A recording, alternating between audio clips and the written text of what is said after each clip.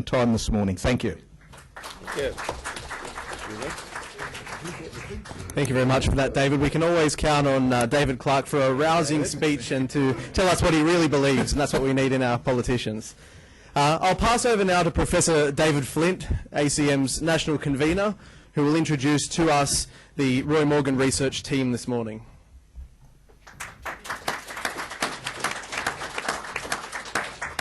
Thank you, Jai. Mr. Clarke, ACM may not have been around for 65 years, but unfortunately I can assure you I have. Yes. Never stand between Republicans, especially those from Sydney, and visiting royalty, otherwise you'll be knocked over in the rush. We've been saying that for years, and it was well demonstrated at the reception in Canberra. The Morgan survey was most important, released just at the ACM National Conference, just before the Queen's visit. It confirmed three things. Firstly, that support for a republic is trending down. Secondly, in terms of age, support for Republicans is a bell-shaped curve, with both the lower, at one end, the younger Australians, at the other, the older Australians, more opposed to a republic, and support as a percentage is now down in the 30s. And this, in many ways, I think, set the context for the reporting of the royal visit. So it was a very significant survey, as one would expect from a newspaper, from a polling organisation named in one of Sydney's leading newspapers this morning as an influential source. I remember years ago when I was a boy and I used to look at the bulletin, which used to come out coloured pink. I was a little embarrassed by it because it seemed to be directed against me, because it did say, under the banner Australia for the white man. But when I started subscribing later, there were two very good things about the Australian. One was David McNichol's column, The Last Man About Town in Australia, but secondly, the Morgan poll, the oldest poll in Australia, a very influential poll, and one which really told you what the nation was thinking. This issue of the Republic has been going for 2 decades now. It's been something which politicians have been involved in. An enormous amount of money has been spent on it. There have been 12 major votes, inquiries, and other activities in that time, including 7 since the referendum. I'm very interested in the reasons for a republic. Some of the really leading Republicans have given us some quite extraordinary reasons. We've been told over the years that it would end the recession, stop the brain drain, free artists, counter the bodyline cricket affair, make us independent, stop French government confusion, etc., etc. But I was very surprised recently at the Sydney Writers' Festival. I don't go to the Sydney Writers' Festival. I was once invited to go to present a book, but the premier of the day banned me, apparently. But I didn't go to the Sydney Writers' Festival, but I saw it on the internet, and I saw Mr. Keating being interviewed.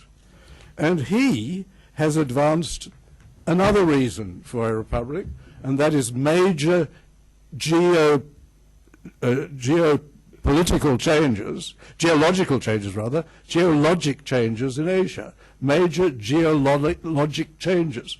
Now, I wasn't aware that the continents were moving, that something was happening underground, but there he is, stating that this is a reason why we must become a republic. Today we have representatives of Morgan Polling, Gary Morgan and Michelle Levine, and it is my very pleasant duty to introduce them. Gary Morgan is a businessman who's developed a substantial market research business, not only in Australia, but New Zealand, the USA, the UK, and Indonesia.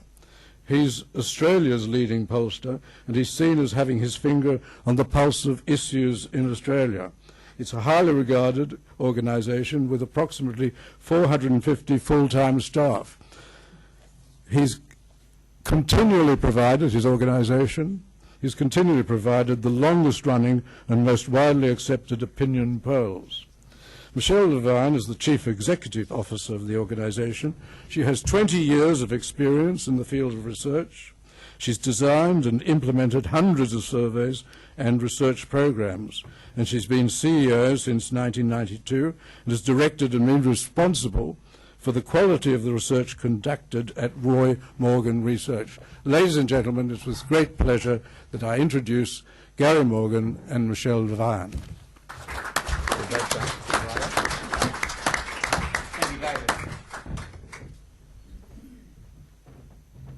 Good morning, ladies and gentlemen.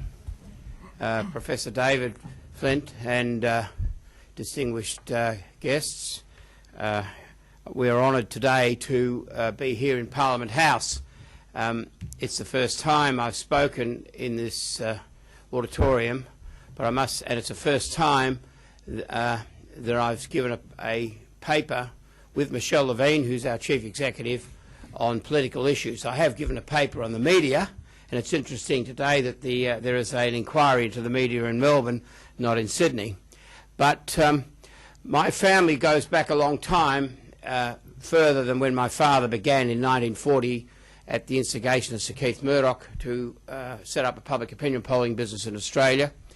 My family goes back to initially before 1820, when Thomas Florence was a Surveyor General in New South Wales, and he surveyed from Sydney down to Jervis Bay under Oxley. He had a fight with Mitchell, so he moved to New Zealand. He's well remembered because Chichester Ranges and Mount Florence in Western Australia, where Twiggy Forest is mining iron ore, is named after him. Also, I'm pleased to see that the Governor's moving back to Government House. My great-grandmother's cousin was Governor Young, and so obviously I hope to go there and see it in use one day, as when he occupied it from 1861 to 1867.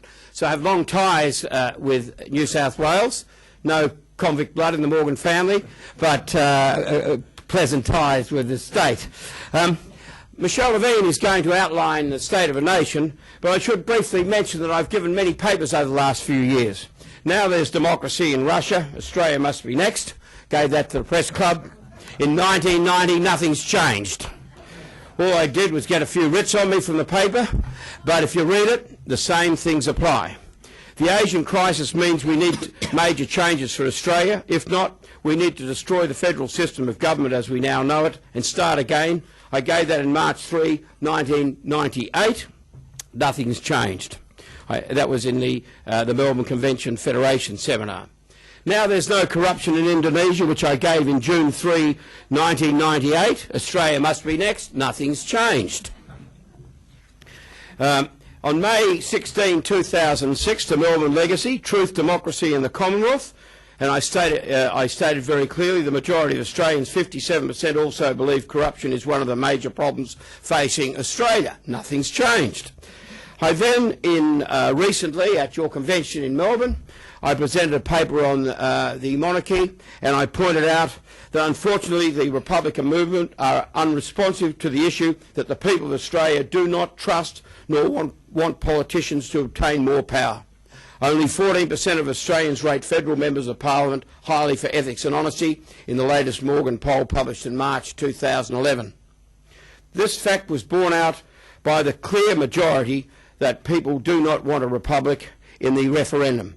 The republic was voted down in every state of Australia. The Northern Territory, only the public servants in Canberra support a republic. I say it's time we got rid of the public servants in Canberra. Michelle Levine, over to you to address State of a Nation.